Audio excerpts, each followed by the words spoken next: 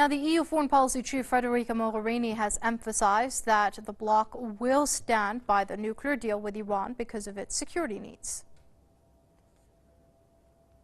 This to say, we start the first year, the first Council of the year with the proof that diplomacy works and delivers, and that the European Union will continue to work for the respect and the implementation of this extremely important deal, most of all for our security. Mogherini made the remarks on the first anniversary of the implementation of the Joint Comprehensive Plan of Action signed between Iran and the P5+1 group of countries. Meanwhile, British Foreign Minister Boris Johnson has also said that the Iran nuclear accord must be maintained. Earlier, a new report by the International Crisis Group warned if the nuclear deal falls apart, the consequences for the Middle East region would be, quote, unfathomable. The group also urged U.S. President-elect Donald Trump to preserve and strengthen the landmark agreement.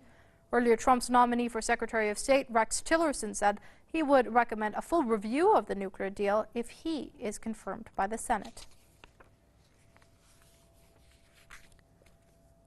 Joining us via Skype from Lund is Jan Oberg. He's the founder of transnational.org. Many thanks for joining us here on Pressy, Mr. Oberg. Now, the comments made by Federica Mogherini on the first anniversary of the implementation of the JCPOA, do you think it's a warning, so to speak, to Trump when he speaks of Iran's nuclear deal? Yeah, you could see it not only as an anniversary statement, but also 4 days before Mr. Trump becomes the President of the United States of America. And secondly, I am very happy that she does, because this was one of the best events or historical decisions made by the Obama administration. It's an example that will go over in the history of diplomacy as a case with a very difficult situation solved by nonviolent means, where the alternative would probably have been war. Now, what she is saying is that the European Union will stand for what it has signed, and she wouldn't have had to say that if the United States had also been standing for what it has signed.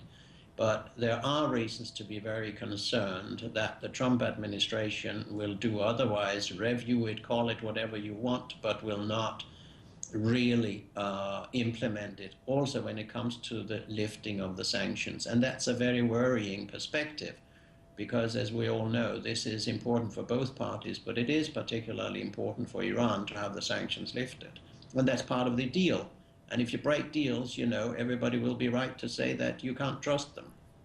Indeed. So, Mr. Oberg, considering how in the past we have seen, specifically when it came to sanctions on Iran, Europe toe the U.S. line, is Federica Mogherini's emphasis of standing by the nuclear deal with Iran also an indication that if the U.S. does choose to violate or drop out of this deal, the EU will go at it alone? Well, you have a couple of possible scenarios in the future. One is that the EU, as an EU, all of them will stand by. Another one is that some will stand by and some will fall off if the Americans begin to twist arms. And the third one is that the EU will in itself more or less fall apart and therefore not have a common policy on this point. You know, there are internal dynamics which are very difficult for the Union at the moment. And the Union may not be able to stand united if the US puts a heavy pressure on. However, I think it's in the interest of the European Union to follow through on this deal because, one, it's a moral deal. It's a moral obligation to live up to what you have signed. And secondly, it's in the interest of the Europeans to begin to interact economically, politically, culturally, in all fields and spheres and levels with the Iranian people and government. And so I think in the best of cases, this will be what she's able to do, but we should not be naive and believe that there will not be somebody trying to pound that wall and make a split in the European Union. And that may very well be related also to the issues you just discussed around Syria, the relationship between the European Union and Russia, and the relationship between Russia and the US. and how all this is interpreted in the light of a coming ceasefire plus peace, whatever process agreement concerning Syria.